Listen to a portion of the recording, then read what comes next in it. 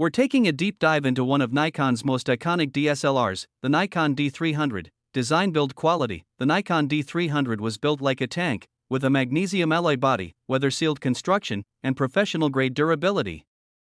It weighs about 925 grams without a lens, so it's not the lightest DSLR, but it feels incredibly solid in hand. Sensor image quality. The D300 features a 12.3 megapixel DX format CMOS sensor paired with Nikon's XP image processor.